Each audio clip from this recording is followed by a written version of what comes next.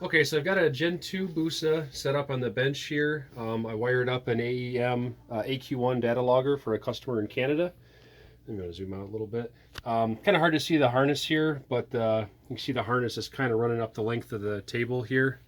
If you look down back by the ECU, I've got a spot where you grab 12 volt from the battery, and then I've got a ECU pin that you insert in, and then another little wire coming off that you'll insert the wire that you pull out of there back in, put some heat shrink on that, but that'll get you a good clean RPM signal. There's no connector to really get to that unless you go with a gauge connector, which is kind of a mess. In addition to that, I got quite a few other things wired in. We are tapped into the gear position sensor with an inline adapter here. We are also tapped into the throttle position, and then as well as we've got a 3-bar map sensor wired in. You see I got an air compressor hooked up here, so it's got an inline adapter.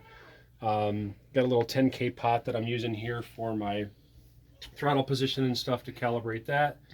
Also got a 150 psi stainless oil pressure sensor, open GM open element intake air temp. Got a Hall effect sensor here to pick up rear wheel speed, and probably something else that I'm forgetting about. There's a toggle switch somewhere in here to turn the logger on and off, which at the moment I'm losing track of. And then this 1-pin connector I've got is for picking up air fuel ratio from a sensor that's already on the bike. So it's got an analog output that we'll tap in, but I'll simulate all that stuff here. And then there's the toggle switch to turn logging on and off. So if we look over on the AEM screen here, we'll see we've got 8 different channels that we've got set up to log. In addition to the 8 analogs that we're wiring in, we also get battery voltage, a few digital inputs, and then there's X, Y, and Z accelerometers that are built in as well. So I'm just going to go over to the channel view here so you can see stuff a little bit bigger. So I've got air fuel ratio scaled up for what the customer's sensor will do. Then if I go over to my signal generator here, oops, no, I don't need to show that.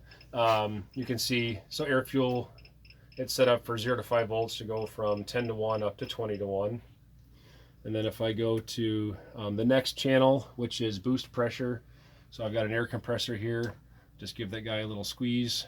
So we'll go, it's a 3-bar, so we'll be able to go up to 30 psi above atmosphere.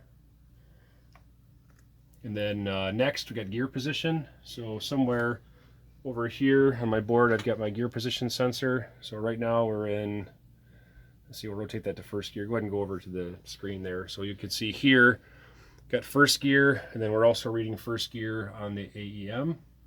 There's second gear, third gear, fourth gear, and it reads 10 in between. I do that just to make it easy so it doesn't show up in the data when you're in between gears. Kind of makes it stand out.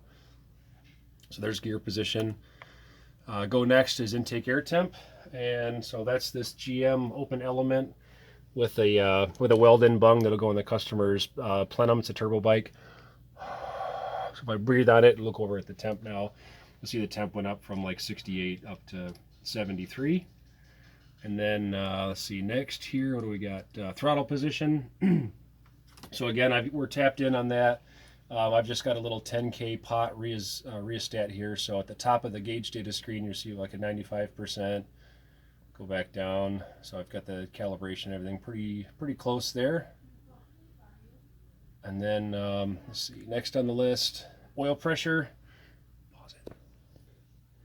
All right, so for oil pressure, I've just got it threaded into my air compressor here. So if we go back over to the AEM screen, just give that a little zap. So it's a 150 psi sensor, but you can see we're reading about 60 psi. That lines up with what I'm seeing on my gauge on my air compressor. Next is speed. So the stock gauge cluster is not happy with an AEM trying to use the stock speed sensor. So we've added a Hall effect sensor that's going to be pointed at the tone ring. This is a Gen 2 with ABS. I'm just going to use a hammer or a metal object here to wave in front of the thing, but you'll see that it moves. I've got the pulses per revolution turned way the heck up so that you can actually see something register.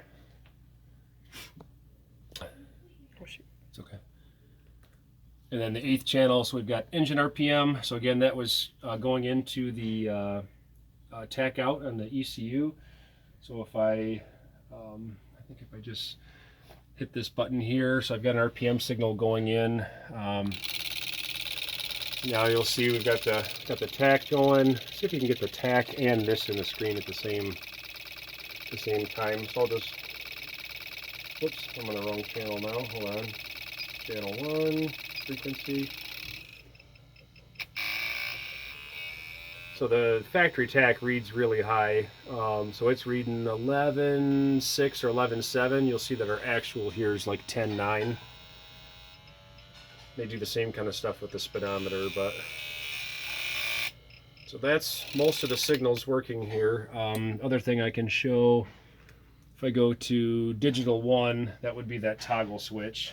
So we're basically just sending a ground signal in.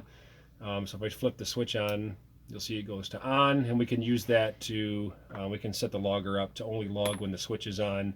You can also set the logger on to log basically anytime that you want, but for this customer's a drag bike guy, so he'll want to just record when he's actually ready to make his pass. But yeah, it's pretty much the custom wiring job on that, and testing it out on the table here.